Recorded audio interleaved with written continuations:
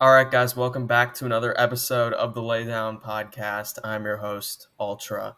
Not actually joined by Lenny today. I'm joined by a special guest, another major member of the Bottom Line View community. I'm joined by the man himself, Kevin Durcant. How are you doing, Durcant? What's up, y'all? No This is- face cam. I'm playing a game. I'm sorry. yeah, he doesn't can't make the time But for us today. But next time you can see my beautiful face. please join the Bottom Line View Discord. I will be linking it in the description.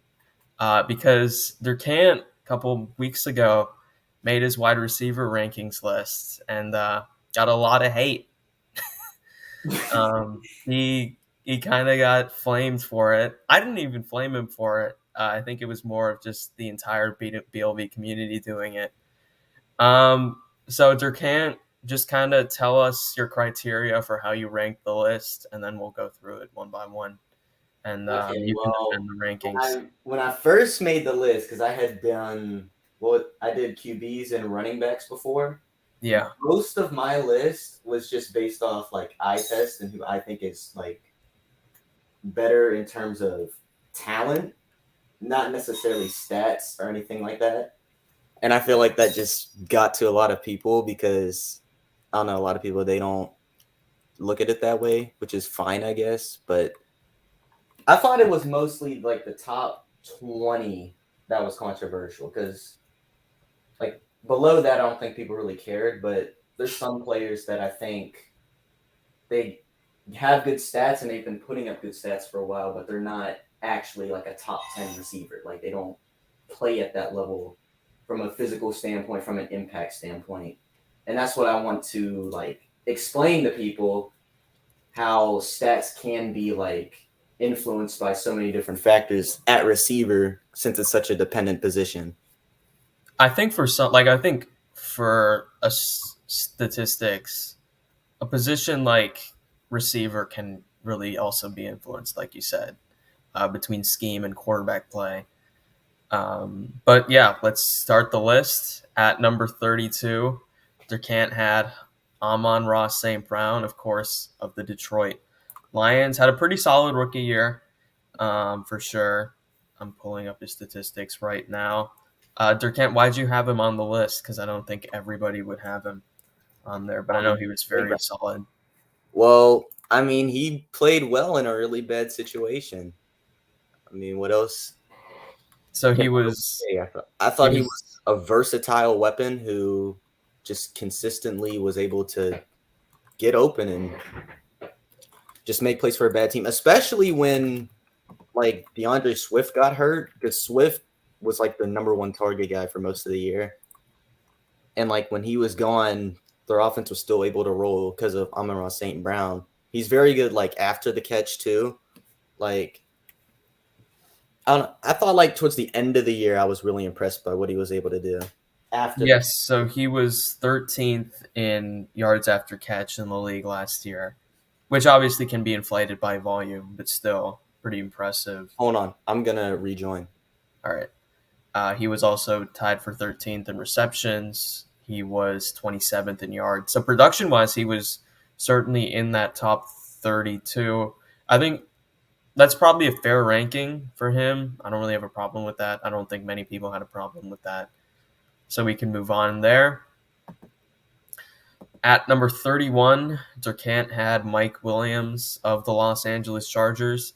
This is an interesting one because I think Mike Williams is a player that a lot of people have been really excited about for many years, but I don't know if the production's necessarily been enough there. Like it's been there in spades, I guess.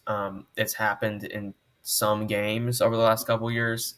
I don't know if it's necessarily though been consistent enough for him to be higher. He was fairly productive last season. I will say that for sure. If I'm pulling up his statistics here real quick, he was 76 catches for 1,146 yards and 9 touchdowns. So actually a very solid statistical season. I'll wait for Durcant for why he has him at 31 because I think a lot of people would have him higher. He's big. He's able to get jump balls, contested catches. Not the fastest guy, but that's not really his role in the offense. Good deep threat, one of the better deep threats in the league for sure. And surprisingly, I think actually very solid after the catch. I think even just statistically, he's been there, and visually, he's there for sure.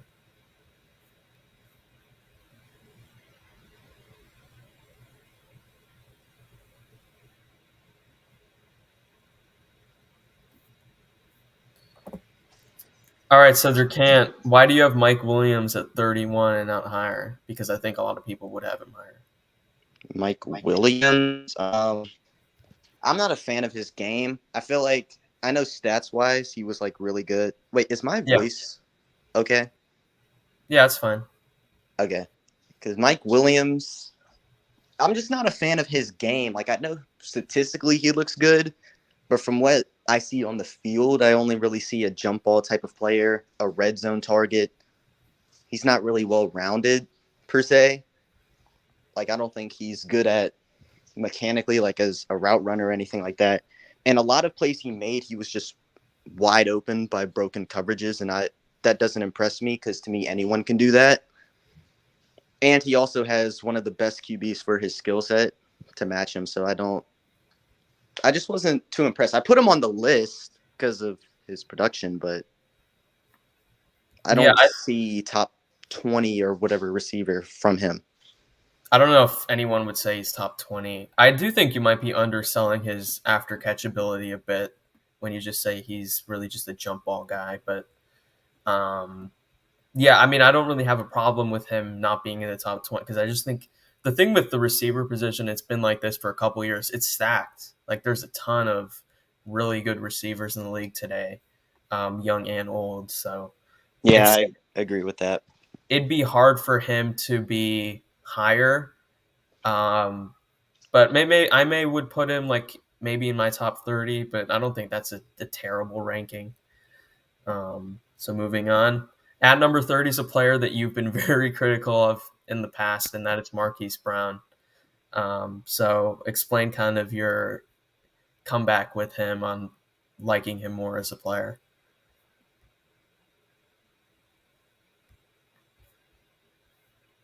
Mr. Can't even there. All right. So instead, just because Durcant's not here, for Marquis Brown, I think for sure was a player that really upped his stock last season. A lot of people were questioning on if he's a number one receiver or not. I think with 91 catches, over 1,000 yards, 6 touchdowns. Also keep in mind, really poor quarterback play, just in terms of overall talent from the quarterback. Okay, I'm back. All right, so Durcant, explain your kind of comeback with Marquis Brown and like what the hell is going on with this guy? Marquis Brown, that really struggled with quarterback play, and I think for him to be as productive as he was, Durcant, what is going on with you right now? I accidentally hit done since I'm on mobile. I can't like close out this tab. Okay. But yeah. So why do you like Marquis Brown more now? Marquis Brown, well, I mean, he's kind of just hitting what I thought he could be in college. Like, he's a very speedy downfield target, and he makes a lot of plays on a lot of different corners. And I do think he's an underrated route runner. He gets some really nice routes. And like you said, he did it with bad QB play, which is always impressive. And in a scheme that I think doesn't really favor him. I've never been a fan of Greg Roman's passing schemes. And in an offense that is mostly centered around just feeding Mark Andrews. So I might honestly have him higher now. You said he was, 30? Yeah, he was 30 for you. He was above, but yeah, I definitely think that he proved himself to be a number one receiver last season. And I think in Arizona, where he'll mostly be in the slot and Hopkins will take that outside kind of role, I think you might see a big production boost from him, especially since Kyler Murray can sling the ball downfield better than any quarterback he had. So, yeah, so he was certainly, I think, someone that rose his stock after last season. At number 29, you had Darnell Mooney. So would you move Brown above Mooney then, if you were going to just redo it? They're similar players.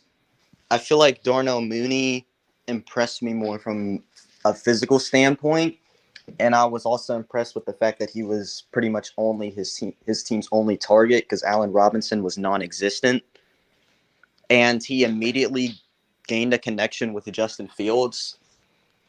They're similar players, and I do think Mooney's he has a more consistent route tree. I think that's why I probably put him ahead. But I mean, if you were to swap that, I mean, that would be perfectly fine by me. But Yeah, I think the thing with Mooney is, again, the route tree there. But also, I think it's been kind of just a straight upward trajectory with him over the yeah, last couple of years, whereas Brown has kind of been a little stagnant before this year, which is, acceptable. But that's another, I think, difference between the two. But yeah, I'm fine with that. I don't really have a problem with it. At number 28, you have a guy that has been very consistent over the years. That is Brandon Cooks of the Houston Texans. Would you say anything really stood out with him last year, or was it just more of the same? Brandon Cooks. Well, he's kind of that guy. Like, he's one of those players where he gives me what I expect from him. Like, considering what he's been, nothing he does really wows me anymore. But I do think that from like a contested catch perspective, he's definitely better than like Mooney or Marquis Brown. And by every other metric that I can think of, they're pretty much the same. So that's why I put him ahead. I saw those three as kind of like very similar players, but the two above Marquis are just a little bit more skilled at certain things. And I also gave Cooks a nod because of consistency and, well, he's on the Texans. So Yeah, there's two good defenses in that division too. So it's not like he's not playing competition. right. I think the one thing with Cooks at this point is I'm wondering if he should stay on Houston, because I think there are a lot of teams that need a downfield receiver that would kind of take them over the top. In fact, I'm looking at you, Baltimore. But Baltimore would be perfect. But, I mean, they already had Marquis. Yeah. I think a good spot even for like him, the Colts, I know they wouldn't go in division, but just a team like that, because I don't really see he's in the prime of his career right now. I don't really see what he's doing with Houston because they're years away from competing. I'm trying to think of a team. Like, I think the Saints would be good. Yeah. Compliment Michael Going back Thomas. there. Like, or the Rams again. If anything. Although we'll see with the Rams if they get Odell back. But yeah, I think he's kind of wasting away in Houston, but don't sleep on just how good he is because he's really fast. He's fairly big. He's great with contested catches as well. And he's always productive. Yeah, he's always consistent, which is important to me. At number 27, Michael Pittman Jr., pretty fair. I think he was good last year. I don't think he was elite. He's one of the best contested catch guys in the league. I would like to see him maybe improve sometimes with separation just in general. But I also think the Wentz thing didn't exactly help him last year either. So, well, my argument against that would be it's hard to create consistent separation when you're that big. Unless if you're like DK Metcalf and you just have insane speed. And, well, Carson Wentz has at least done best with bigger wide receivers, at least with his track record. But Michael Pittman, this ranking was mostly based off potential. I think Michael Pittman has more physical potential than a guy like Brandon Cooks does. And as far as making contested catches, there was a play in Tennessee where he caught the ball over like 5 people. Like he's just I feel like the lower we go down this list, I tend to prefer bigger guys like Pittman that are young compared to smaller guys who don't really excel at anything that stands out like a Marquis. Like Marquis, what stands out for me to him is his speed, but speed can only get you so far. Right. And I think Michael Pittman has shown a more well-rounded game than somebody like a Marquis, but he's also 6'5". and he could become one of the best red zone threats in the league and be like a touchdown leader at some point. So He was top 15 in touchdowns last year. We'll see how he does this year with the new quarterback. yeah, But maybe Matt Ryan helps him because he's more accurate and better at the little things. I think with him, just honing in on what he's best at, I think would really help him. I think the thing with Pittman at this point is just how good can his contested catchability be? Like, is it going to improve? Is it going to be top 2, 3, 5, 10, Yeah, or we'll whatever? see.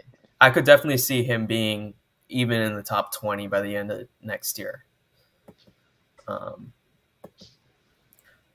At number 26, you've got a guy that's a complete opposite. That is Hunter Renfrow Ooh. of the Las Vegas Raiders. Mitch's guy, Lenny's guy. Ooh. Doesn't wow you physically, but really consistent and really productive. That's kind of the story with him. Yeah, Hunter Renfrow. How do I put this? Like Michael Pittman, you said they're exact opposites. Pittman is this big physical freak. Yeah.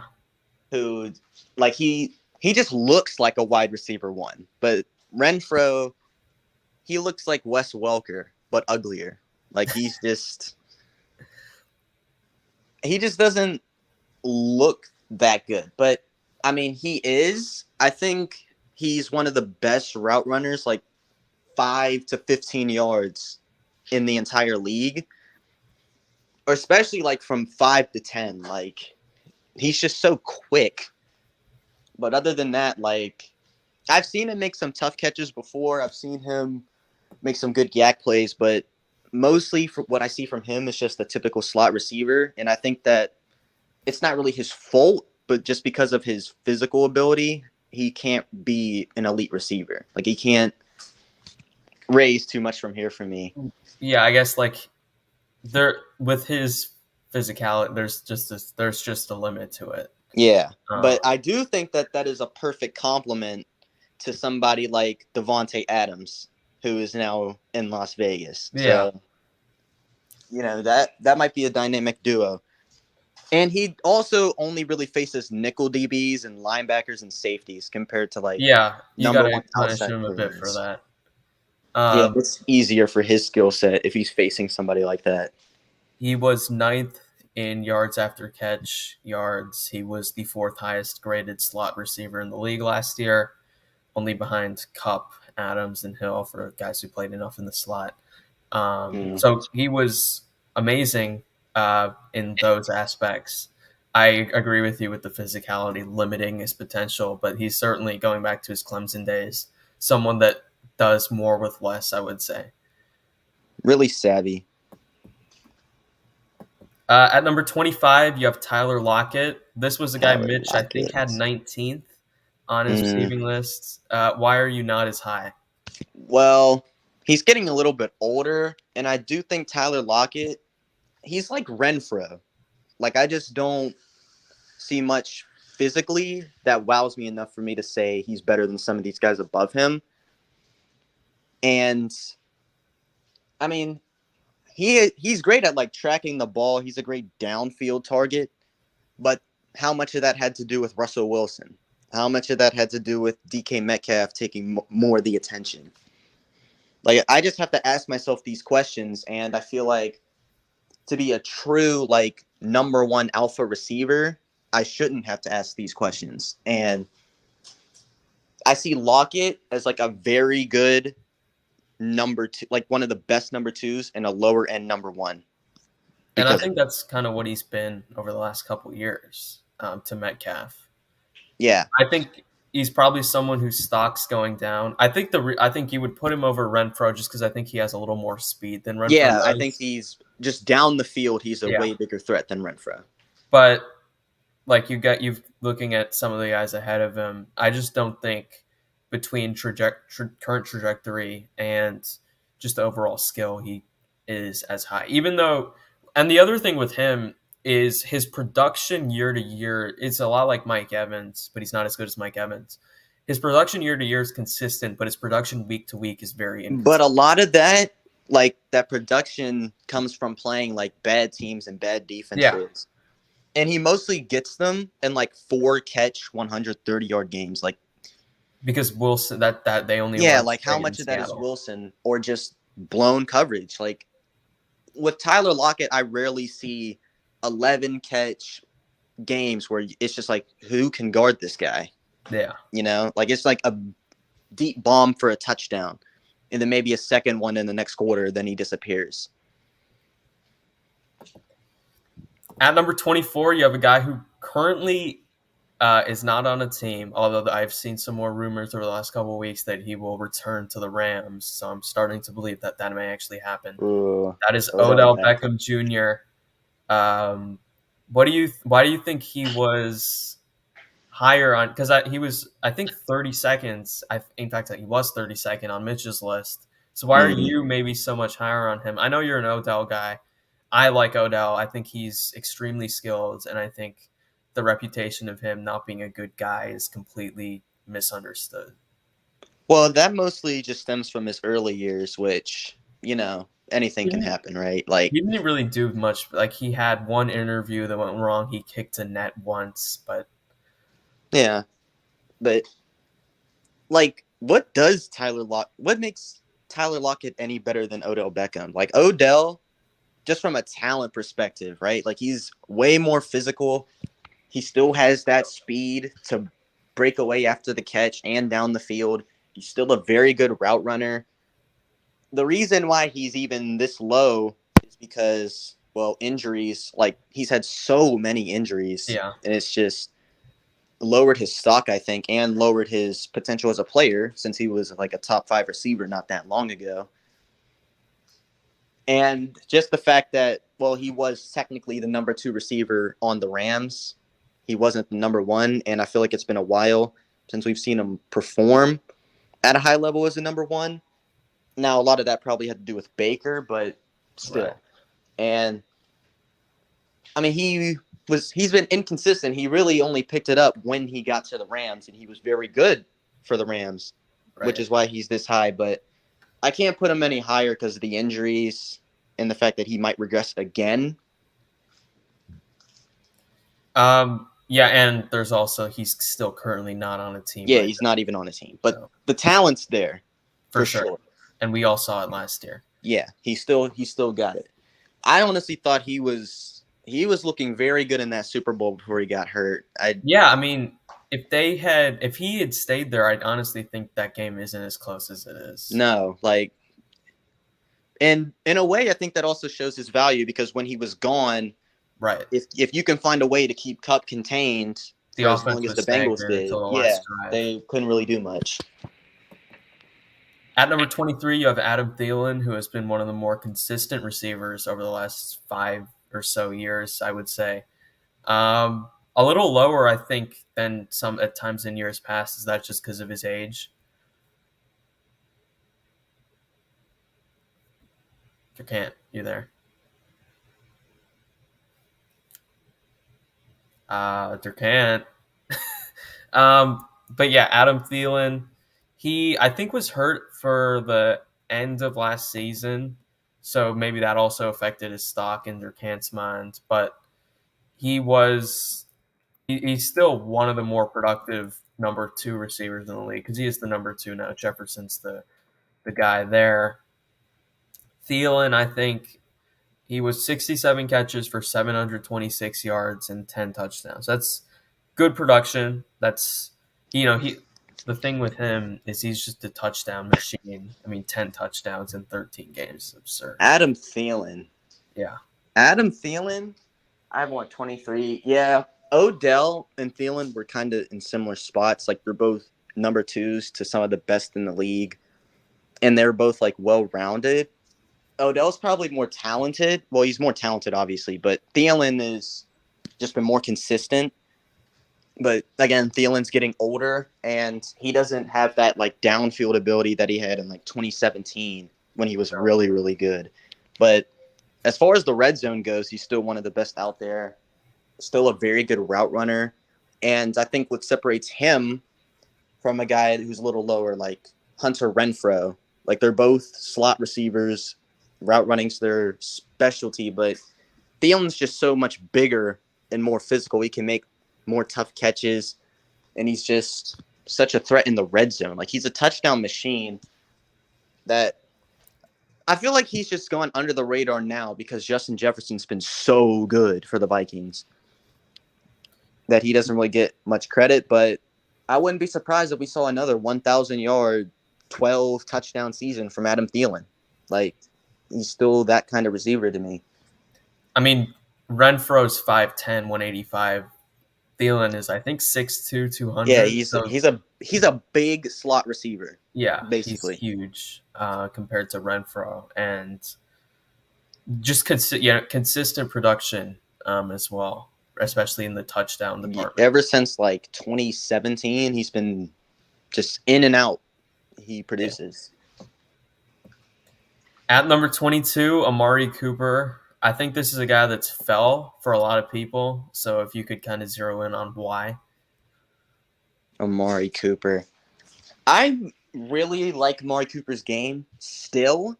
Like, he's still a great route runner. He still has great speed. He's still explosive after the catch. But I think the reason why he's this low is because the position's just a lot better. He lost his number one receiver spot last year. He became the wide receiver 2. He still has the same issues that he's always had with physicality. He's still soft. He still sucks on the road. Like, I mean, it's just frustrating because talent-wise, I don't see any problems, but it's like this guy only makes plays in domes. He only makes plays in Dallas. But you put him in Philadelphia on a week 16 win-or-go-home game, I don't see him. He's nowhere to be seen. And there's some corners that just make him look bad. Like, I don't want to be negative, but serious problem with Darius Slay. Yeah, and not even just him. Like, we've seen it, especially on the road. Like, Lattimore did him bad once. Gilmore made him look so bad. But which, I mean, even like Julio and AB have lost matchups before, but it seems like with Cooper in big games, it's consistent. Yeah. And I think number one receivers, like alpha receivers that you can rely on in big moments, at least in the regular season, or even just on the road, you can expect them to make plays. Like, it's just Cooper consistently, whenever the Cowboys have an away game, and now the Browns, like, where's Amari Cooper? I also think he's only played a full season once in like 7 years. So there's something to that, I think. I am interested, though, to see, like, because he has a lot more speed than he's given credit for. Like, I don't know when or if Watson's ever coming back, but if he does, I'm interested to see how that can help him. Yeah. I don't even think it's the talent with him that's even declining. No, the talent's there. He's the talent-wise, I would say he's probably even in the top 20, but it's just the intangible, really. Mentally, he's just not. There's just something off with him. Like, he doesn't have the mentality of a number one receiver. No. And now in the AFC North, like, you're gonna have to travel to Baltimore, Pittsburgh, Cincinnati, and where else? Probably like New England, Miami, Buffalo. They've got a tough schedule. Kansas City, all these cold, like, tough home field advantages that these other teams have. And I just don't know if I can expect Amari Cooper to perform. Plus, he's also going to more of a run-based team, too. And he's aging, so. At number 21, another guy that is aging, that is Keenan Allen of the Los Angeles Chargers. I know you think this guy has been overrated. I am of the same opinion. I think Keenan Allen's a very good receiver. I don't think he's – like, I still see people sometimes put him in these top 10 conversations. Yeah, I literally saw a list yesterday that put this guy top 10. And I was like, over some of the names, man, like, I don't get it. Now, I might honestly put – talent-wise, Cooper is better than Keenan Allen, for sure. But Keenan Allen at least doesn't fall off. Like, he doesn't embarrass himself. He doesn't shy away from matchups or anything like that. The problem with Keenan Allen, for me, has always just been the fact that he's just slow. And that just limits that limits really any receiver ceiling. Like, it's hard to be a really good receiver if you're slow. As good of a route runner, as quick and as good on 10-yard digs as the guy may be, like, down the field, he's not a threat at all. And that just never sits well with me, because I feel like to be a top-tier wide receiver, you have to be at least somewhat of a threat down the field. And he just isn't. As far as the little things go, he's amazing. But from the physical side, he's like Renfro. He's just bigger, basically. Yeah, and he's been consistently really productive throughout his NFL career. But I think, do though, think when you look at I always wonder, Justin Herbert has one of the best arms in the league. Why did the Chargers not throw downfield more? Part of it's coaching, but I think part of it is because their number one receiver is limited when it comes to he downfield doesn't speed. throw. He can't go down the field. Now, Mike Williams can go down the field, but like whenever you see a deep bomb from Justin Herbert, Keenan Allen's name isn't mentioned. And I do think one of the reasons he's been so productive is because Phillip Rivers was one of the best quarterbacks around for his skill set. Right. Like, even when Rivers was washed, like, one of the best receivers to give him stats. And he still puts up stats with Herbert, because Herbert, I think, is very accurate. Even Herbert's very good. Yeah, he's ranges. just very good in general. But it's not. I don't know if he's necessarily tailor-made for the same skill set. I can see why Keenan Allen would be in someone's top 20, but like top 15, top 10, I just don't think he's talented enough. And would you say he's necessarily going in the right direction moving forward? No, because he's aging. And, well, the receiver position's only going to get better if it keeps going on this trajectory. So, one of the guys helping with that is at number 20, your guy Jaylen Waddle. I think he had over 100 catches last year as a rookie. Just Jaylen Waddle, crazy. Like, he gets spam-fed targets on short, just baby routes, but we all know that typically he could be one of the best deep threats in the whole league. He certainly has the speed, and he's shown that he has the route running to be that. I just think a lot of it is Tua is not a good downfield quarterback at all, and the offensive line was absolutely terrible, and that limited his upside. And the fact that with a limited upside he produced as much as he did tells a lot to me personally.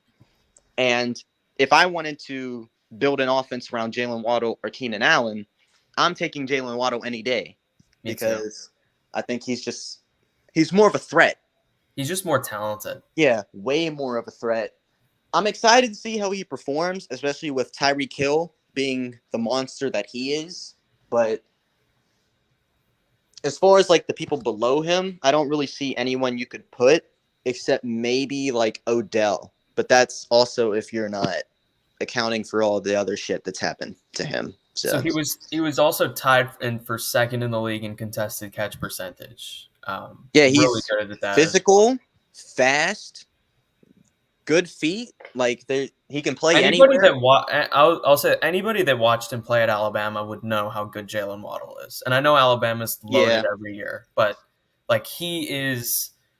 And it's just not only is Tua not a good downfield quarterback, but Miami straight up just won't throw downfield ever. And it's and that really hurt like his yards per reception stats. But if you put this guy in a better, I think, downfield passing offense, if you swapped Keenan Allen and Jaylen Waddle's teams, I think it would look like the difference would be insane. Waddle's better. Yeah. At number 19, you have a guy that's not going to play this season of my Atlanta Falcons, Calvin Ridley. This is probably too high, to be honest, because he's not even going to play this year. I get that, but moving forward. But like when he's on the field, I could get him being a top 20 receiver for sure. It's mostly like eye test wise, he would easily be in my top 15, but he's not playing. So I mean, what can I really say about him? I will say I wasn't exactly thrilled with how he was playing before. Like I think he was starting to pick it up a little bit, but I wasn't amazed with how he was playing before everything happened.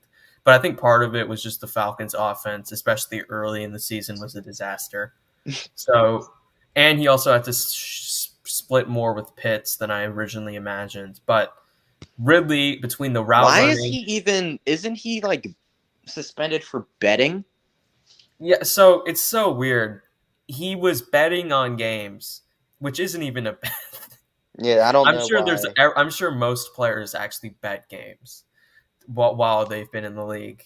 He got suspended for it because I think it was I think it was for some reason, like, because he retired, or not retired, but like He he like wasn't took a playing. leave of absence or whatever, and then he bet, and then he got suspended for the season for it. Which, by the way, if Calvin Ridley isn't going to play this season and Deshaun Watson is, that's just not fair, man. That's just It's the not fair. NFL, though. You know how they are. Yeah, but like, I love almost everything. I love his game. I think he was like entering last season. Weren't we talking about this guy as a top 10 receiver?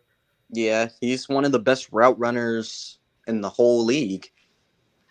So yeah, he's got all the talent. It's just really the concerns are off the field. Yeah, but I don't even think that's a concern. I just think that's Roger Goodell being a bitch, but, whatever. We'll see how he is in 2023. At number 18, you have T. Higgins. Would you say he could be a number one on another team? Absolutely. I think for someone so big, he's a very, underrated route runner. And he's, he can just moss your face. And he does it often in an outside receiver role against, the number one corner. Like, he did it to Jalen Ramsey. Yeah. I mean, hey, so I was really impressed just watching film of this guy run routes. Like, he just can get separation, and as a downfield target, he's so big you can just throw it up to this guy. I also think, real quickly, I think everyone talks about the Burrow to Chase special connection. I think Burrow and Higgins also share some sort of rapport, going back to even 2020. Just because whenever I watch them play, it seems like they really know each other well. I also feel like Higgins has just been underrated his whole career. Like, I don't know what it is. Maybe it's because the Bengals only really just got relevant, but even then, people don't really talk about this guy as a real number one. But I feel like from a physical standpoint, he's a freak, but he's also a very underrated route runner who can make plays underneath, which you don't often see with people his size. He does have Jamar Chase, who you'll see later on, but I mean, I would say that to say that he's not a number one and to put him in the Tyler Lockett category would be a bit disrespectful. He's better than Lockett. Yeah. He's 6'4", 215, yet he's a very solid route runner. I want to see, he's one of those guys that could lead the NFL in touchdowns. Basically, he's if Jamar Chase wasn't on his team. Yeah, pretty much. But yeah, the Bengals offense might just be the best in the league, and he still does anyway. I think they were the best passing offense in the league last year. They might have been. They were up there. I know they were up there in yards per attempt, so I was wondering. But at number 17, you have DJ Moore, one of the more controversial receivers in the BLV community. Because I know Turtle isn't a huge fan of him. It's mostly the Saints fans, though. Is that a coincidence? No. DJ Moore, he's well-rounded. There's just not really anything from him that pops off. Yeah, this is kind of that point. He's fast. He can run good routes, but I do think I think people assume he's a better route runner than he is when talking about him. He can play both ways. I know his quarterback sucks. Okay, I get that, but I don't really see anything that stands out. This spot here, the middle of the pack, it's because he's good at everything and he has good speed, but there's nothing that's elite about him that I think separates him from Keenan Allen by 8 spots. Yeah, he's not an elite route runner. He's not elite physically when coming to I do respect the fact that he tends to make plays on everybody, though. I think he's pretty fast, and he's become consistent now. But the other thing is he hasn't had good quarterback play really Yeah, his and entire I career understand outside of that that one hurts, Cam but Newton I year. don't. But Once again, this list is mostly based off just the eye catch. So yeah.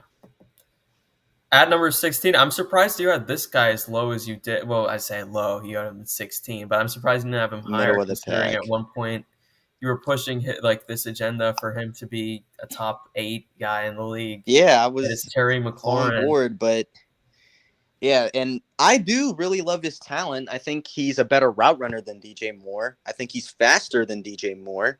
Can making tough catches. He's really good at that too. It's just with Terry McLaurin, like the talent's there. His QB also sucks, so people put him high because of that.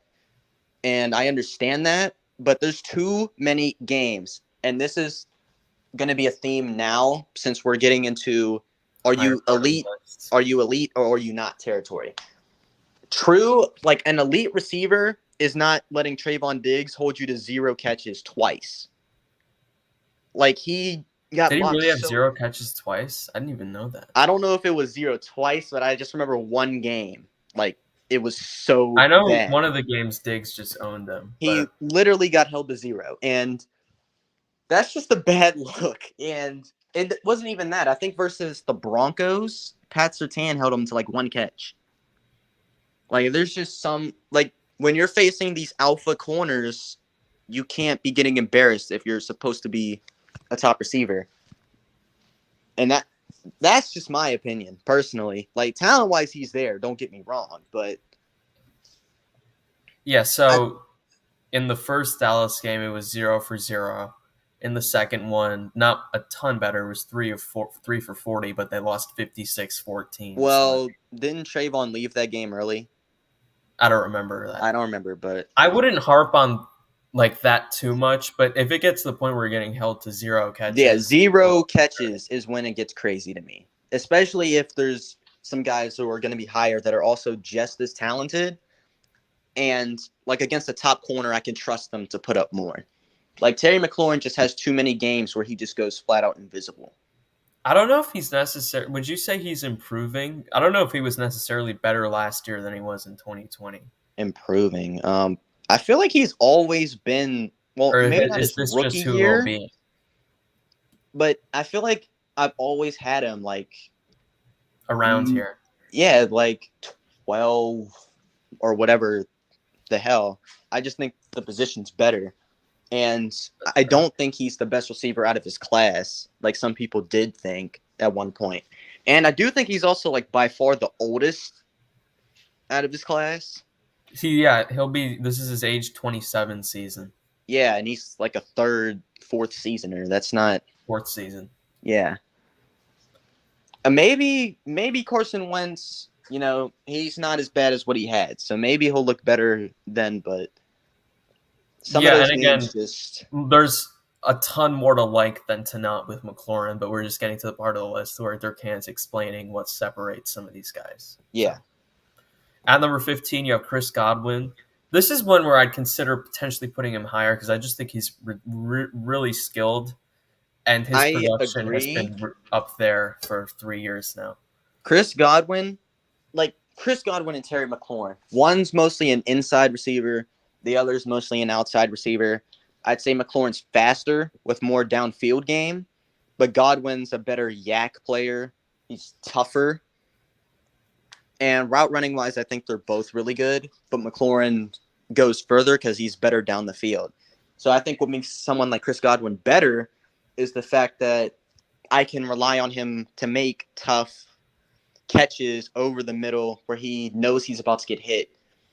And not just necessarily in one-on-one situations. Like playing against zone oftentimes is just catching in between defenders, and Godwin's really good at that. And after the catch, like he's going to fight for extra yards, right? He's not going to just let himself get tackled and just sit there.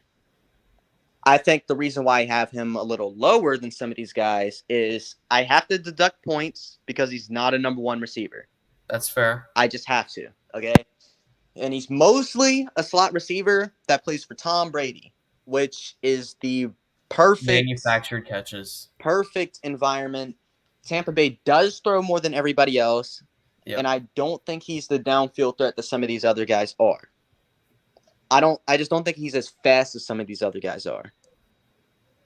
As That's far as fair. just running routes, especially in open field with space and making tough catches and fighting for extra yards, he's got that. But we're getting into a part of the list where there's some physical freaks who are also number ones that aren't in perfect environments for the situation. So I feel like if Godwin was a true alpha number one on another team and he was doing what he did, I'd have him higher.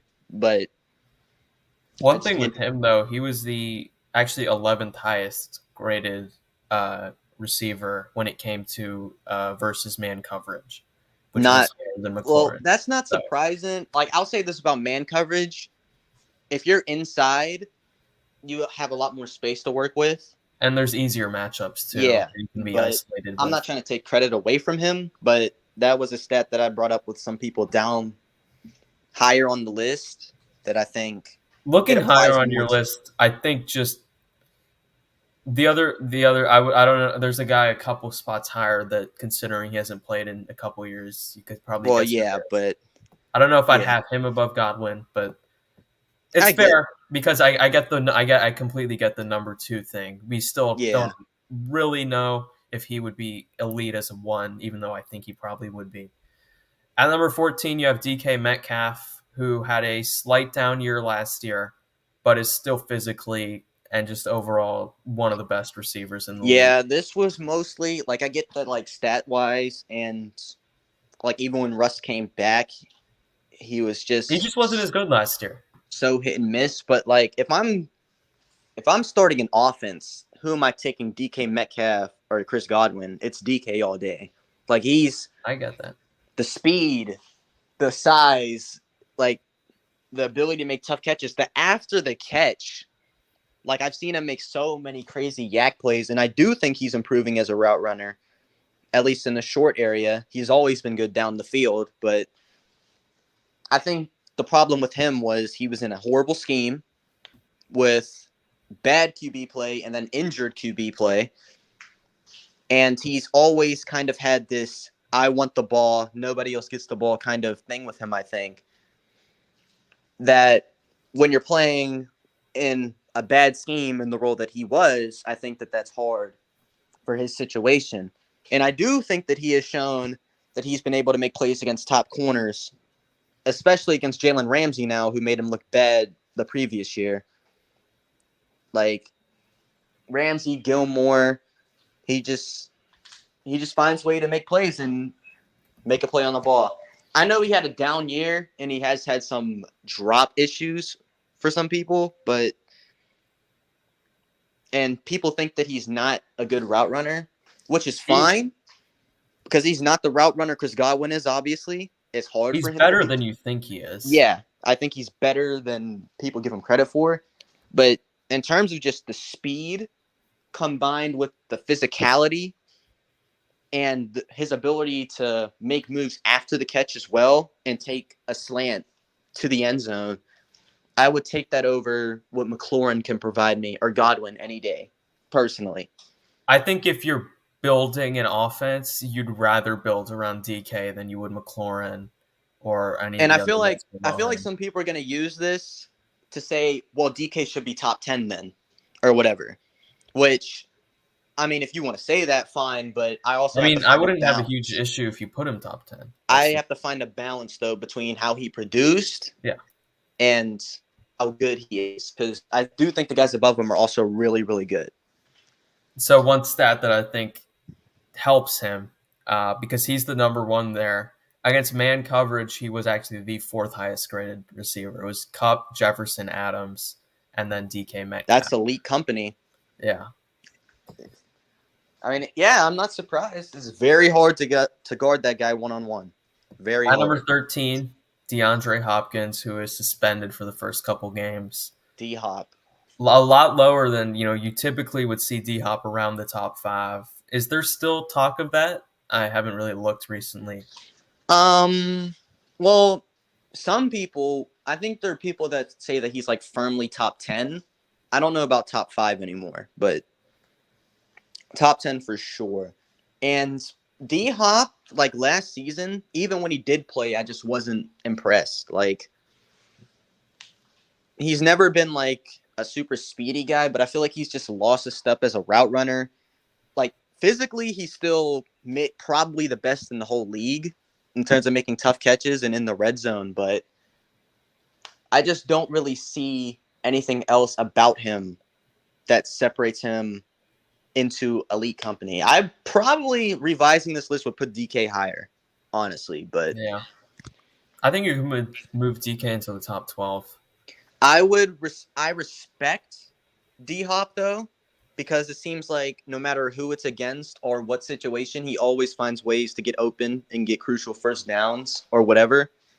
And I do think part of his production maybe takes a hit because he's best over the middle, like 10 to 15 yards. And Kyler Murray, I mean, over the middle of the field, he's not good at all. Kyler Murray's more of a downfield passer, which is Right. never really D-Hop's forte. But He's just as far not as as fast. And I don't even think he had a 100-yard game last year, which rubbed my taste I'll badly. look through that. But Yeah, physicality, making tough catches, red zone. We know what D-Hop represents, but he's getting older. People need to realize this. It's not 2017 or whatever anymore. He's getting older. He's losing a step, and that will also be why he's lower. He didn't even hit 90 yards in a Yeah, game. like that's just not a good taste. Now in I'll my say mouth. this: like he had injury issues, and the Cardinals' offense clearly took a hit once he went out of the lineup. As you I could just see by their respect his go-off. game. I I respect it his game. I think he's gotten better over the years as a route runner. for He's sure. never really had the speed that some of the other elite guys have had, but he's always been great with contested catches. And I also thought his just ability to get extra yards was underrated as well. Not like Tyreek Hill, but like Godwin in a way. Like it's just. At number 12, Michael Thomas. Michael Thomas has to be one of the toughest guys to rank, right? Because This when is we when I last get saw to him, you can make a strong case. Like he was in 2019, the best receiver in the league. But he has really not been healthy in 2 years. So what are you going to do? Are you going to base it off of his 2019 form, or are you going to base it off him not playing, or how do you rank him here, Durcant? I'll say this, revising this list, I would probably put Michael Thomas 14 or 15. Okay.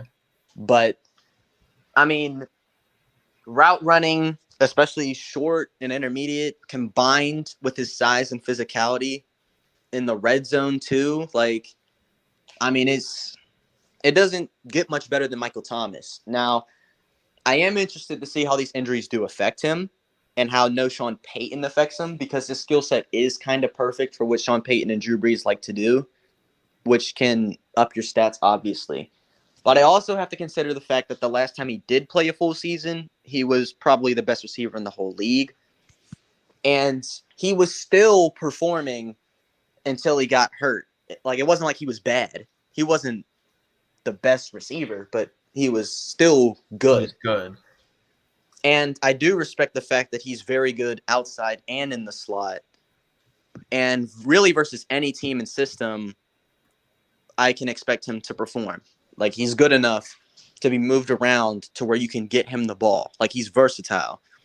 Unlike some other people who, they can only play outside or only in the slot, right? Like, if there's a matchup nightmare, I can move him away from that. And he's pretty shifty after the catch, too. It's just with Michael Thomas, he just likes downfield speed. He's like Keenan Allen on steroids, talent-wise. Yeah, and the thing with Michael Thomas, when he was last healthy, he could really do anything. He had one of the most productive seasons ever, even the advanced stuff outside of the deep stuff, which has always kind of been my criticism of him. I just don't think he's been as fast as some of the other elite guys, kind of like Hopkins, but I think he's better as a route runner. I think he's probably slower than Hopkins, if I had to guess. He might be slower than Hopkins, but I think he's probably better in other, like, I think he's a better route runner than Hopkins is. I think his release is excellent. Yeah, off the line. off the line, give me a 10-yard route. I don't know if there's anyone in the league I would take before Michael Thomas. Between Besides maybe 10, two. under 15 yards, he's still one of the best guys in the league. I don't know if For he's sure. necessarily better than Adams or Cup at that anymore, but still, when he was last healthy, elite. We just don't know how he'll be coming back. So, and I agree with you about Breeze and Peyton. That was a perfect marriage there. Which is interesting because Jameis is like the opposite. Yeah. And now he doesn't have Peyton anymore, so we'll see. We'll see. I think he'll have a pretty good year this year, though, with the Saints. We'll see how it goes. I could see him not getting as many targets because they added. Who's the guy they added? Garrett Wilson, was it? Or Yeah, no, it was Olave. They added Olave. So we'll see how that goes. I definitely think he'll be. I don't know if he'll be 2019 form. I think he'll be good though for sure. At number 11, CeeDee Lamb. This is a guy I think most people would have in the top 10. I probably would have in the top 10. Some people think, like, CeeDee Lamb's interesting because some people think he's really overrated, and some people think that he's awesome and about to be, like, a top 5 receiver. Which The only people that think he's overrated, though, are, like, Cowboys haters. like, CeeDee Lamb, like, he took the number 1 spot. Like, he became that number 1 receiver I wanted him to be for so long. Very diverse route tree, scary after the catch, like just explosive. He's not like downfield fast, but after the catch, he's just very good at like accelerating and kicking into another gear. I think his catch radius, his ability to make tough catches is underrated. He's tall, but he's not like big, but he's tall. And I get that.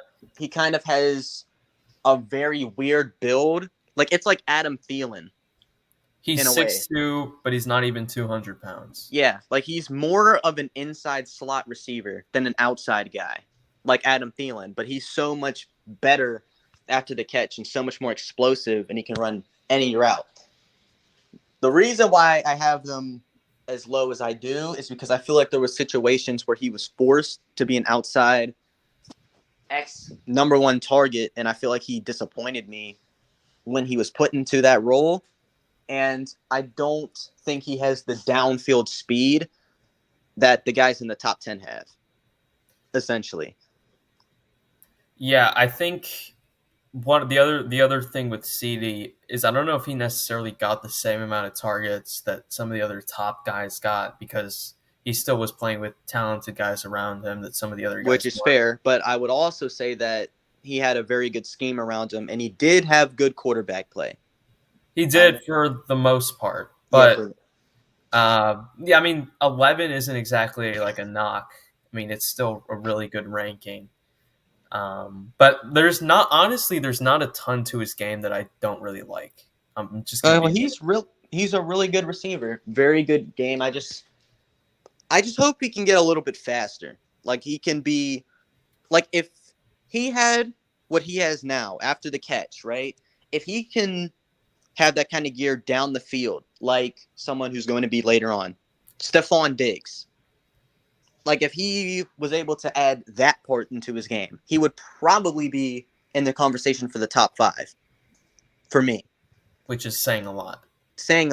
But I just need to see that from him. And I also need to see more consistency when he's outside getting jammed up. Because, I mean, he's great when he has the whole field to work with, but how good are you when your space is constricted and you have a 6'2" corner pressing you off the line?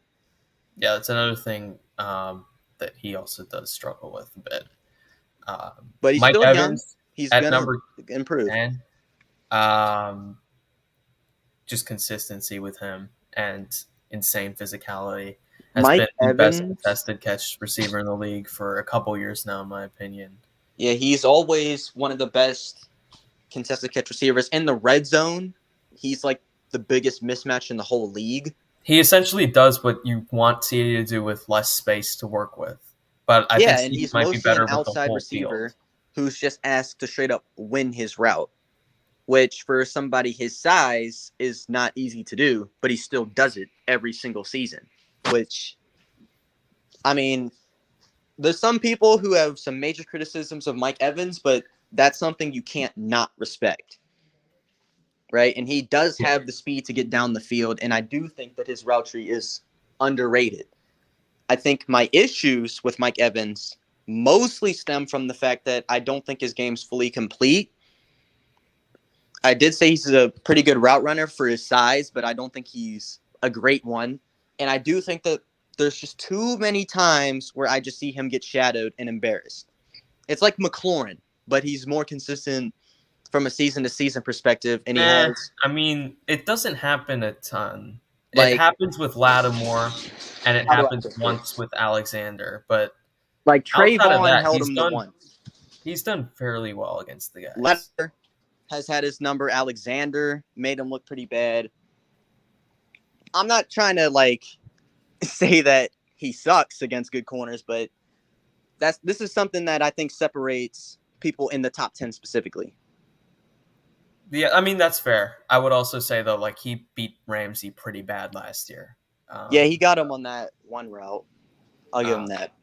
He's very good. And in the red zone, he's probably the best in the whole league. But pretty limited because of his size. And, there's just some receivers, not receivers, corners that give him issues. 8 straight seasons of 1,000 yards. I think he's also aging a bit. Touchdowns. So that. Yeah, that's fair. So going forward, there's a couple young guys that might surpass him here. I'm going to go on mute for a second. I'll be back in a couple minutes. All right. At number 9, Durcant's guy, Deontay Johnson. I don't think he's quite this high.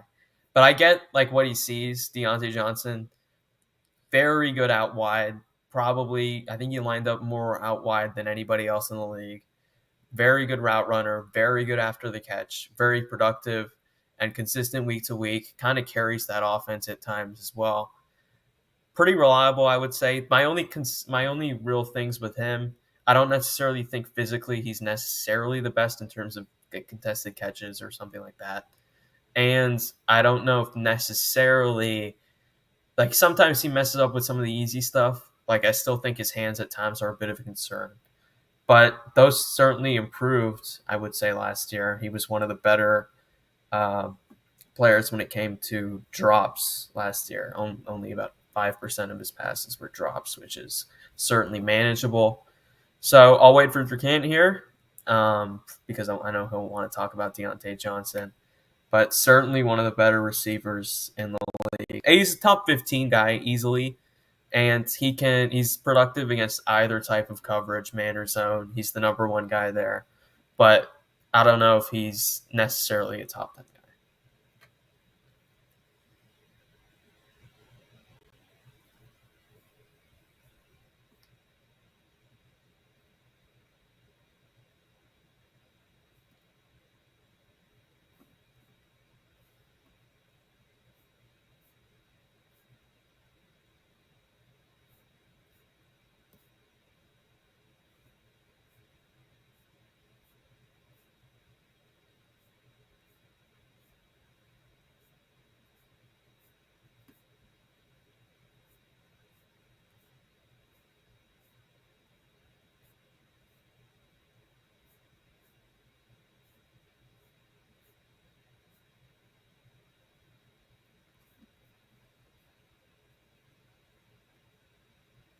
The other thing with him, though, too, is I'm not exactly sure what the situation with him going forward is.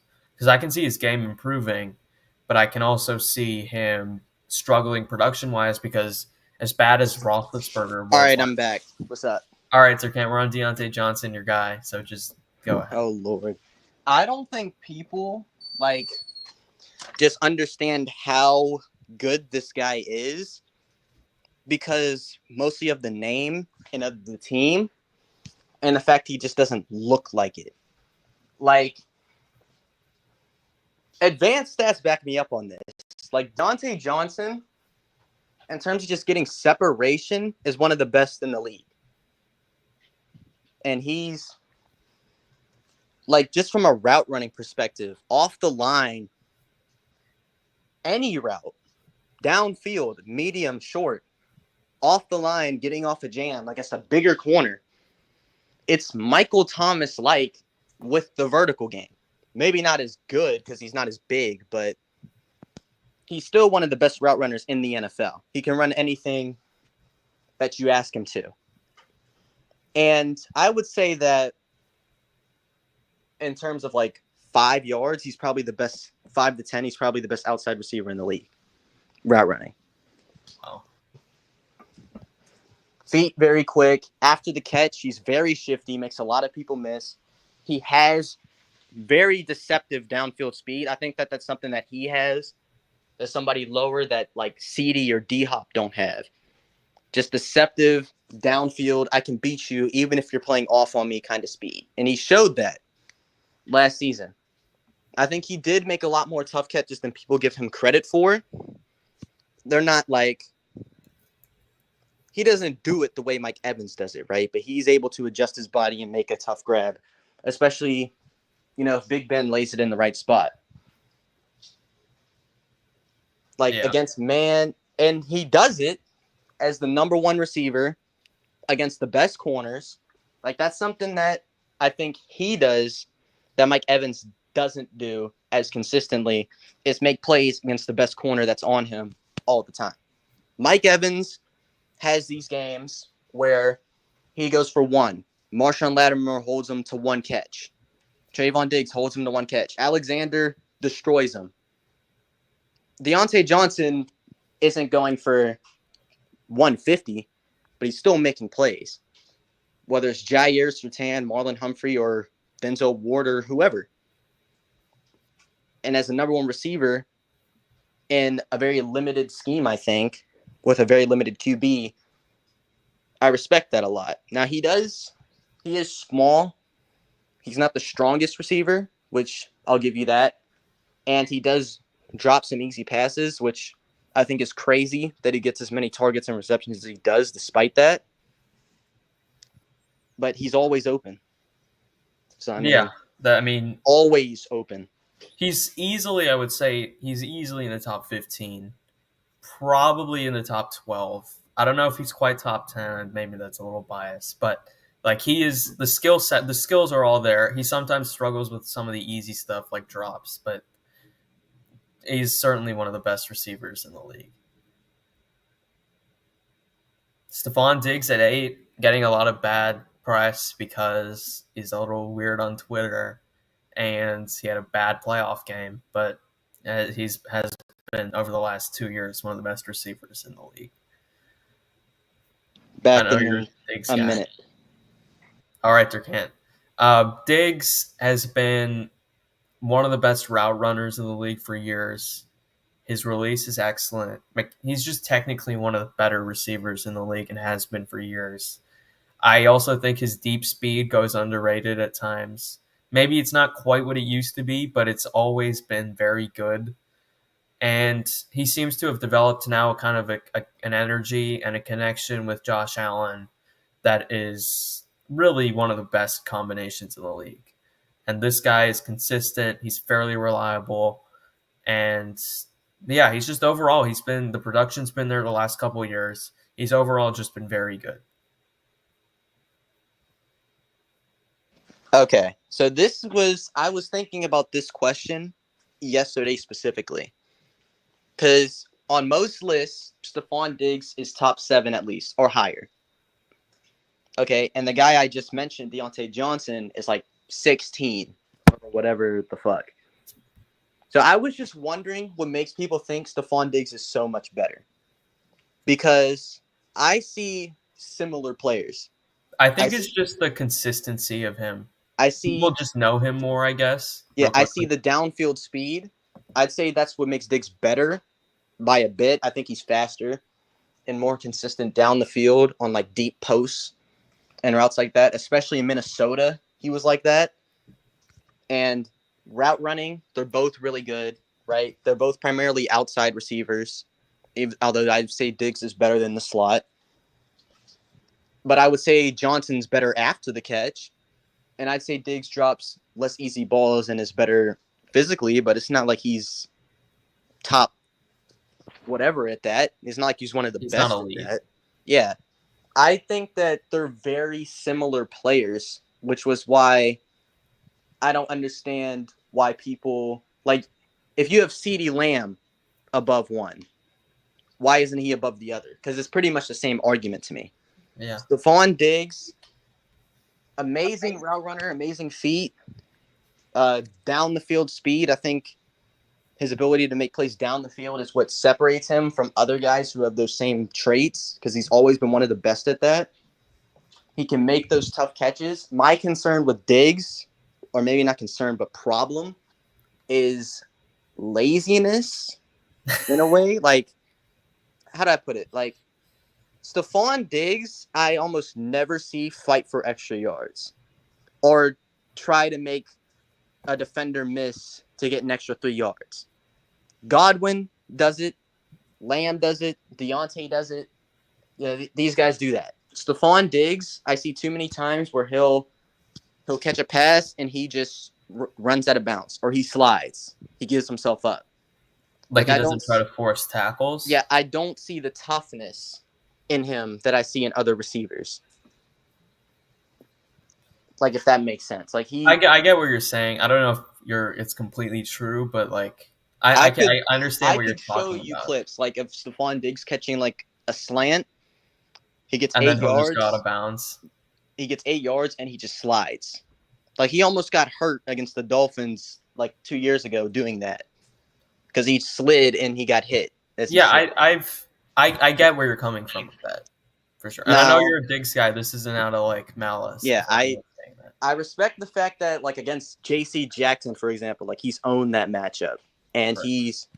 he can run any route in the book. And in terms of that skill set, it doesn't really get much better than him at all. But, and that's another thing too, the playoffs. That was what I was trying to say. The playoffs, like, that just left a bad taste in my mouth. Like, you're supposed to be the alpha receiver. Tyreek Hill is on the other side. You're supposed to play at an equal pace to him. And you put up Davis doing that. Yeah, you put up 1 catch in 7 yards. And I feel like there's too many times we're against a physical corner, which is probably why he's had his struggles against the Chiefs. He just disappears. Like, if corners are allowed to grab or press him consistently, sometimes he just struggles.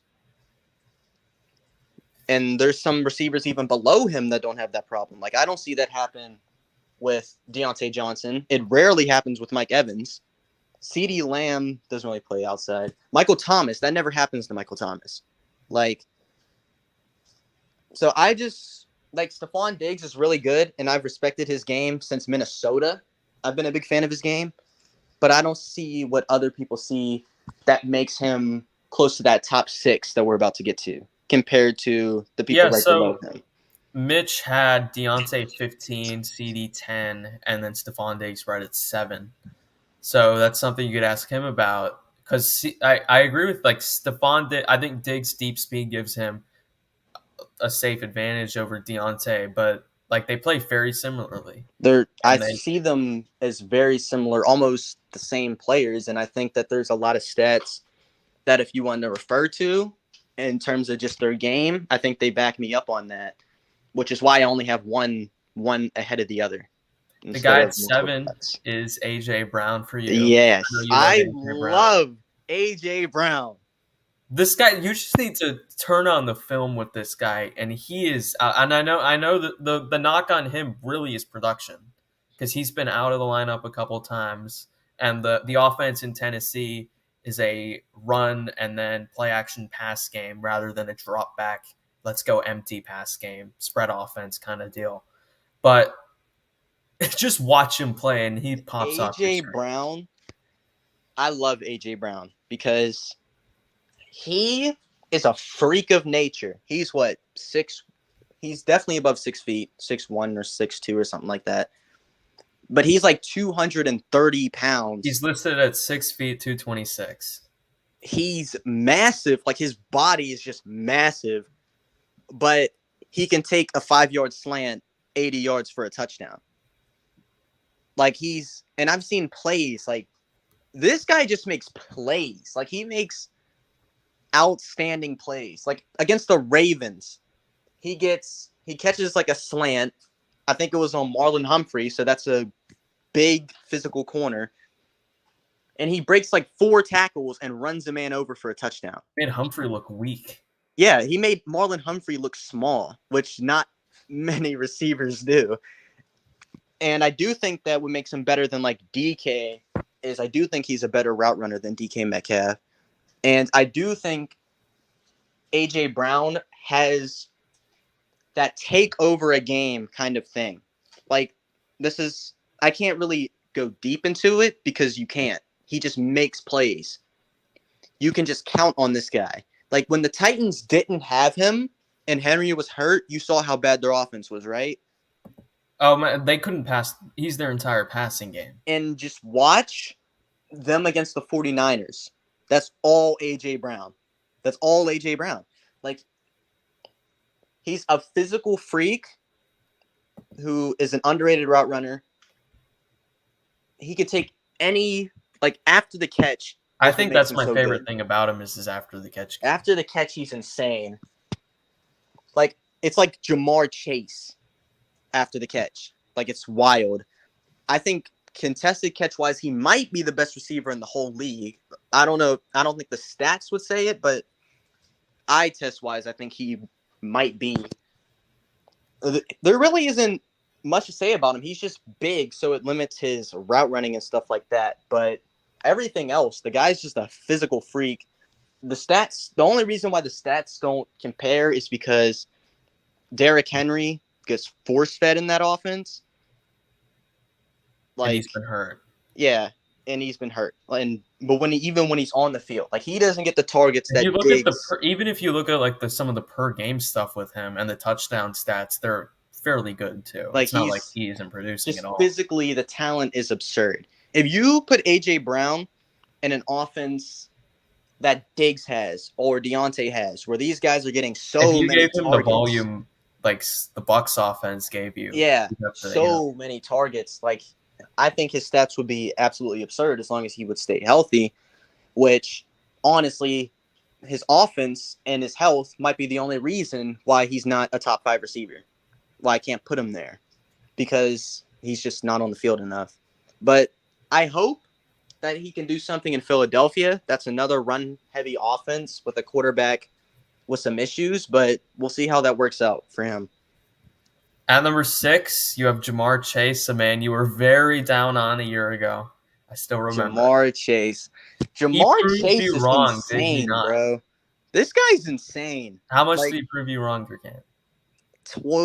500 times, over 9,000. Like, this guy's actually insane. Down the field.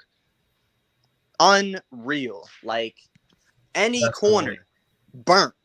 Any corner. It doesn't matter who you put on this guy. He's going to beat them. After the catch, absolutely absurd. Like, I was just talking about A.J. Brown.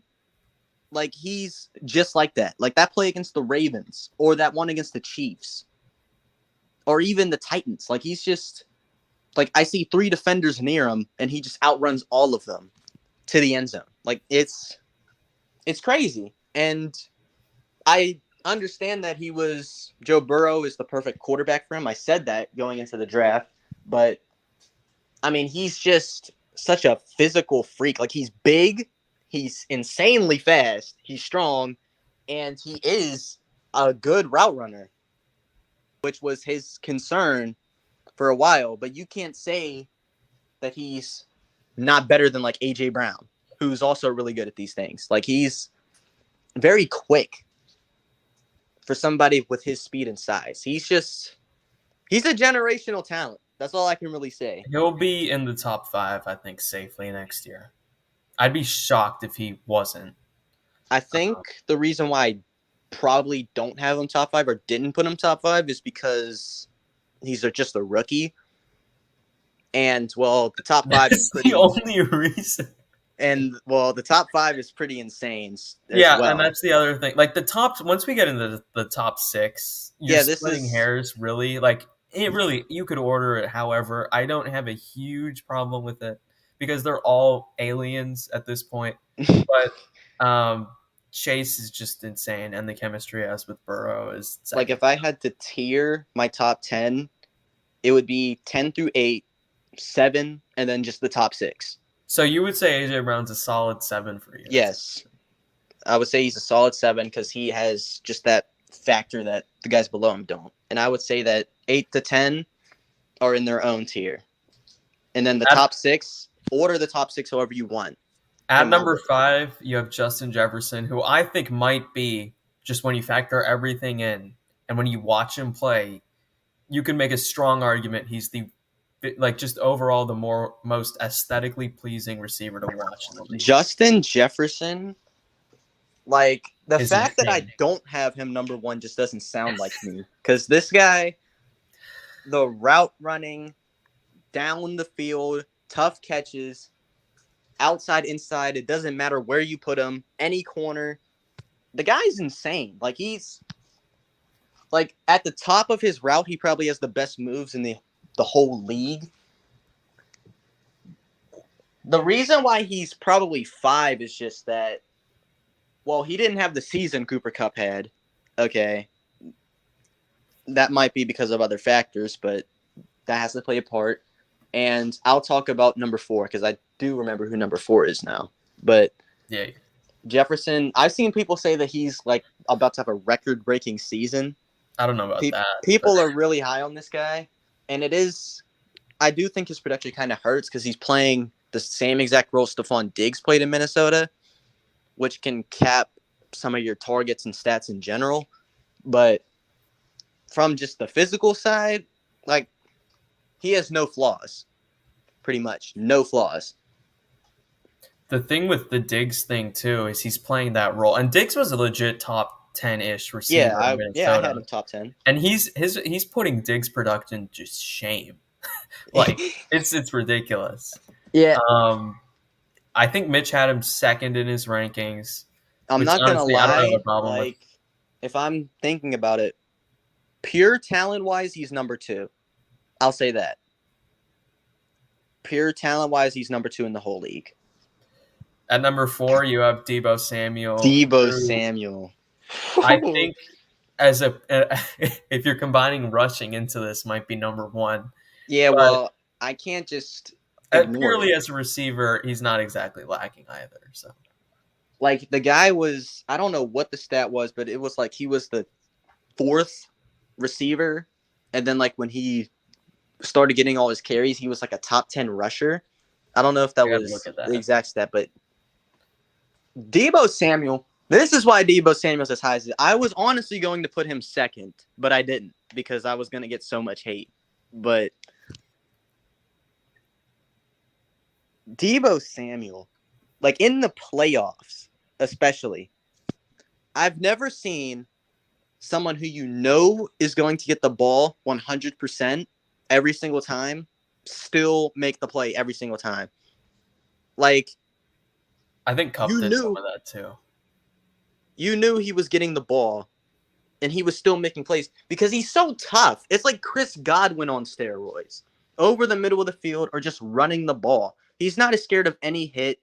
He's a very good route runner. He can take any pass to the house now. Like, Deebo Samuel's a freak of nature, man. He's in a perfect situation, and if people knock him for that, sure. But I think my argument against that would be if you watch the 49ers in these crucial moments, which I think matters a lot, he was always the one getting the ball. They relied on him to be their best player on their whole team. And he consistently performed to the point where they made an NFC championship that nobody expected. That they shouldn't have made. Yeah, and they almost won. And I will say that he didn't touch the ball in the 4th quarter against the Rams, which is the fault of Jimmy and Shanahan. And they lost. They blew that lead because he wasn't getting the ball. And their offense I'm trying to count on any player on offense in the whole league, not just receiver, player, to get me a first down on a 4th and 7, I'm taking Deebo Samuel every single time. Rushing, receiving, I don't care. Give him the ball. He's that kind of player. A true alpha weapon. Not even receiver. Weapon. And I think the contract stuff with him, he's probably going to stay in San Francisco at this point. That is a match made in heaven, and people do knock him for that. But to be fair, Cincinnati's a match made in heaven for Jamar Chase. Is I mean, it I not? think all these guys, Like- or they at least played in schemes that help. Like everyone in the top 10 has some favorability for their stats at the very least in Like their spot. Adams having Rodgers, Adams has Rodgers, having Hill has Mahomes, Mahomes and Reed. Cup having McVay. Yeah, like I don't think that's necessarily fair because if you watch the 49ers and you see what he's doing, like it's just out of this world. Honestly. At number 3, you have Cooper Kupp, who just had statistically the best wide receiver season ever, had a great playoffs, and you were arguing earlier might have been just the MVP of the league. Yeah, the MVP of the whole league. I probably would have given it to him. Honestly. I mean, to be honest, you were talking about the 10. I still think if I need a first down and if I'm taking a wide receiver, I'm taking Cooper Kupp. I just saw it too much last year, man. Too much in big situations. The Bengals that is why I say was geared to stop him, and they still couldn't. Right, and that is why I say he deserved the MVP because we were talking about it. Stats can be influenced by so many different things, which is why you can't just go off of stats. Durcant, you still there? Yeah, but Cooper Kupp does at times, like, is his stats helped by Matt Stafford and McVay? Yes, but he helps their lives a ton. He's an outstanding route runner. He's the best slot receiver in the league. He can run deep. Just watch the Tampa Bay Bucks game. When they needed a play, he made the play. And again, I don't care. Like, at a certain point, the production is the production, and he was so productive last year. He just dwarfed the league in every single statistic last year.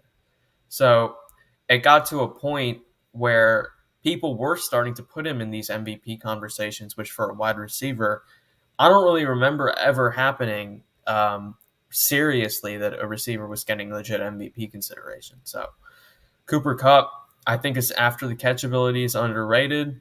I think just in general, he is one of the best receivers in the league, if not the best. I'll wait for Durcant here. As for this, I'll go for that as well. All right. On my way. I don't know what's going on with him. Keeps having to go places. But, yeah, I think Kupp for sure had, was it the greatest year ever? Statistically, it's pretty hard to argue, especially with a playoff run.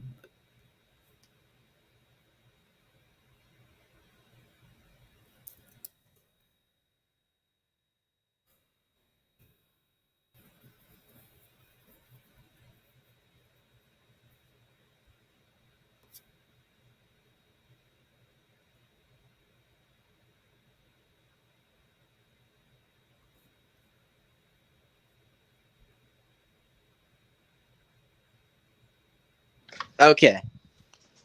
All right. Cooper Kupp. All right. Where I left off. We were talking about it, right? Stats can be manufactured by a bunch of different ways, especially for someone like Kupp. Primarily a slot receiver. He got, I think, like 200 targets. Something it was crazy. 189. Something crazy like that. But this is what might make him the best receiver in the league. And last season, he was 100% the best receiver in the league. And this is why I was telling you. This is why I think he was the MVP. Because every time, I'll just use the playoffs as my example, but every time Tampa Bay, they came back down what? 27 to 10? It was 27-3. And then 27-3. Yeah. Now it's 27-27. You're fumbling all over the place. You don't know what's going on. You have, 40 seconds or something like that? No timeouts. Yeah. Who does the ball go to? On the road, by the way, too. Who does the ball go to? The crowd's going crazy. You got Tom Brady on the other side making his "I'm about to beat you" face. The ball goes to Cooper Kupp. Twice. Like, down the field, he makes the game-winning catch to set up the field goal. The 49ers and the Bengals, he does the same shit. Like, look at the last drive of the Bengals Super Bowl. Yeah, they literally only went to him. Like, It's like Deebo Samuel. He just doesn't do it rushing the ball, but you get it. The ball is going to Cooper Kupp. And that's what really just makes me – this is why I want the MVP to be looked at differently, because there's situations like this. And we were talking about Antonio Brown's season where he was doing the same exact shit where in the fourth quarter you knew this guy was getting the ball in a close game and he was still catching it every single time and winning them the game. Cooper Kupp was doing the same exact thing. Insane route runner. He showed to me that he has a way better downfield game than I thought he had. He could do it everywhere on the field. After the catch, he's underrated. He has insane hands. Like, there's a play against the Seahawks where he doesn't even see the ball coming until the last second and he still catches it. Like, I don't care if he's white. Just look at what he did. Just look at what he did. That's getting clipped up. But I yeah, think I didn't put him 1 because, well, he only had 1 year. As good as the year was, it was just 1 year. And I do think that talent-wise, the next 2 are still better from a physical standpoint. But as far as who the MVP was last year, out of all the names, I'm going Cooper Kupp every single time. Yeah, so not only was it just the MVP of the league, in the Super Bowl, he won MVP in the Super Bowl, And look, you could have made there were arguments to be made for Stafford and Donald for that game, but Cooper Kupp was really, and I mean, at some point as a quarterback, right, you have to have an insane level of trust in every fourth quarter to just throw this guy the ball. And like him and Stafford really saved their asses against Tampa Bay. Like the entire team, they were about to lose. So yeah. Speaking of wide receivers that make plays in big moments, Tyreek Hill no one's been better at that than the last 4 years than him. Speed. Tyreek Hill, bro. But I saw other elements of his game really shine when teams started to take that away from him last year. Talent, he's the best in the NFL. Okay? I'll just say that, talent-wise.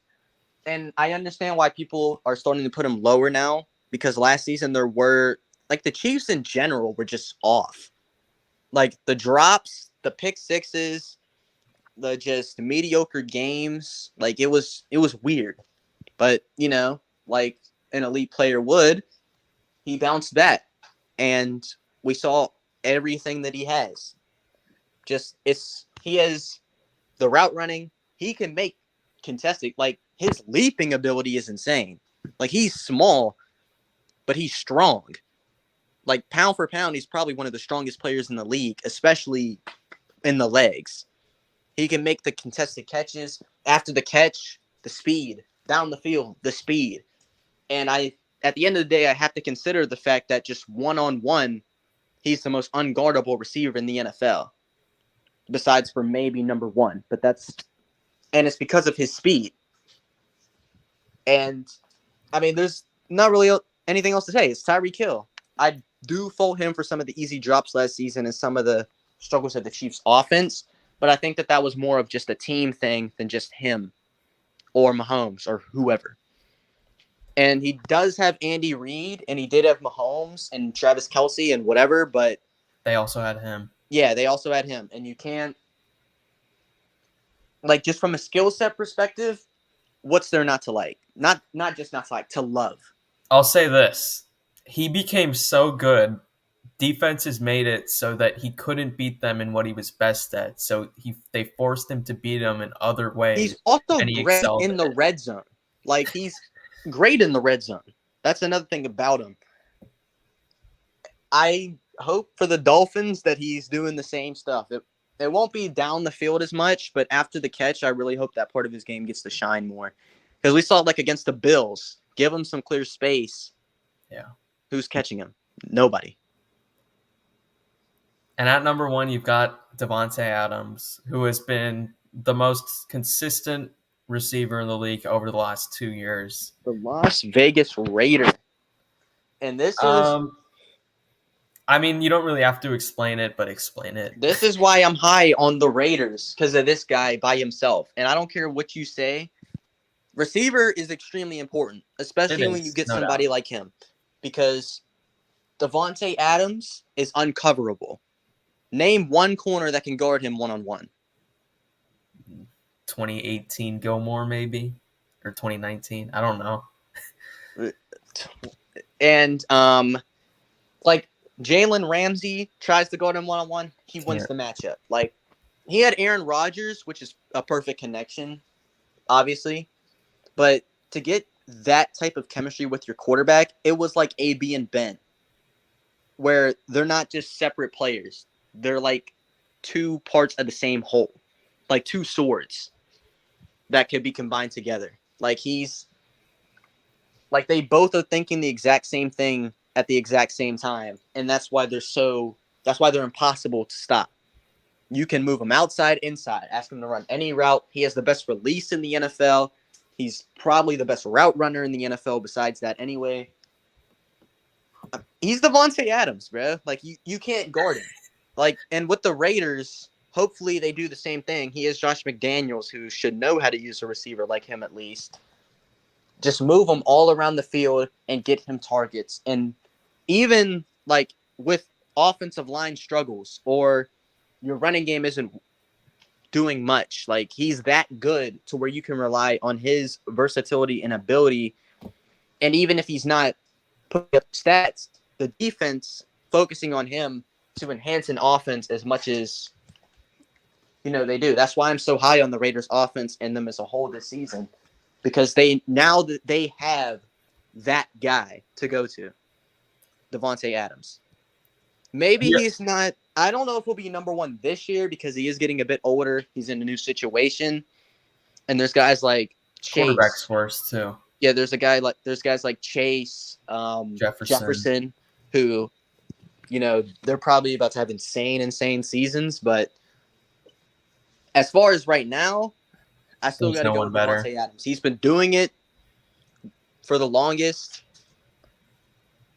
and nobody can guard this guy. Like, he doesn't have the speed Tyreek Hill does, but he also doesn't have, like, the drop issues and shit that Tyreek Hill does. I think it's just the inevitability with him at this point. Like, every time, and you got to think about it, too, the Packers have consistently been one of the best offenses in the league over the last 2 years. And he's been their only receiver. One of the best in 2021. It's because of just him and Rodgers, really, with respect to LaFleur and the other talent. They've got talent there, too, but it's that duo that made them special, and Adams is a half of it. And it should be noted, as great as Cooper Kupp was last year, Adams was still 120-plus catches, 1,500-plus yards, and 11 touchdowns. And that was probably even a down year from the year before. He's also the best red zone receiver in the league. So. Yeah. It's the inevitability of him. I wouldn't have a problem with him being number one. All right. That is Durcant's full wide receiver list from 32 to 1. He defended every single ranking. Durcant, do you have anything to plug? Do you have anything to say to the people before we wrap up here? We've been going on a while now. I hope this makes you see my perspective more so you can stop adding me about this shit. Okay? Because everything, I don't say stuff for no reason, like people seem to think. And friend me on Discord if you want to know more. That's the place to go. Because my PC is always on, if I'm at home at least. And you can contact me with any questions you got. Or if you just want to talk to me. I'm a pretty cool guy. All right, guys. Thank you for watching. Go check out what Durcant said. Go follow my social medias in the description below. And have a wonderful day. God bless.